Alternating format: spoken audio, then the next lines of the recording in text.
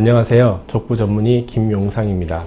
오늘 이 시간에는 족저근막염에 대해서 알아보는 시간을 갖도록 하겠습니다. 족저근막염이란 족저, 발바닥이죠. 근막, 인대입니다. 염증, 즉 발바닥 인대에 생긴 염증을 족저근막염이라고 합니다. 발바닥에 염증이 있기 때문에 걸을 때 아픈 것이지요. 그렇다면 주로 왜 뒤꿈치를 아파할까요? 그것은 그림에서 보시면 발바닥 인대가 주로 뒤꿈치 뼈에 와서 붙는 부위에 염증이 생기기 때문에 뒤꿈치를 많이 아파들 하십니다. 그리고 걸을 때 가장 먼저 지면에 닿는 부위가 뒤꿈치이기 때문이기도 하지요. 환자분들이 주로 아침에 일어나서 첫 발을 디딜 때 많이들 아파하십니다. 그 이유는 자면서 안 쓰던 인대를 아침에 일어나서 처음 쓰게 되면 통증이 나타나는 것인데요.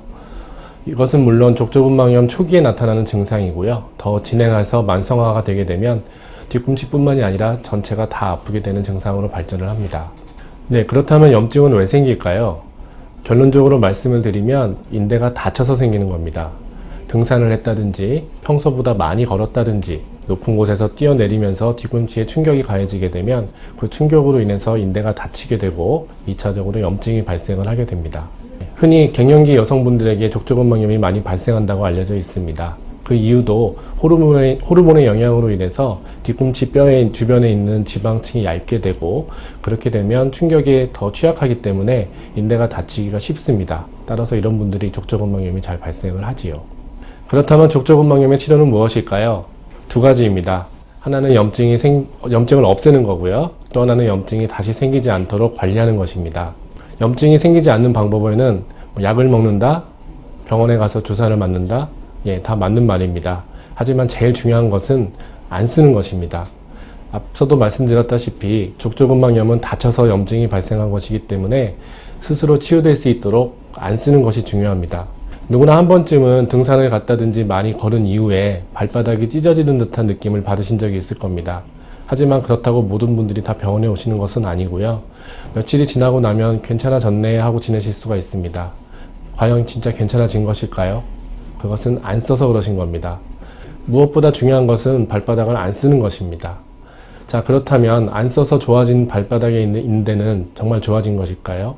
한번 염증이 생겼던 인대는 취약하기 때문에 다시 또 한 번의 충격이 가해지게 되면 염증이 다시 발생을 할 수가 있습니다. 따라서 염증이 다시 발생하게 될 경우에는 더욱더 적절한 치료를 받으셔야 됩니다.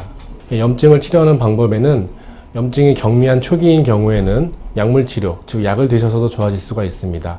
하지만 좀 더 만성화된 염증에 있어서는 체외 충격파 치료가 가장 효과적입니다. 간혹 병원에서 주사를 놓는 경우가 있는데요. 대부분은 스테로이드 주사를 놓습니다.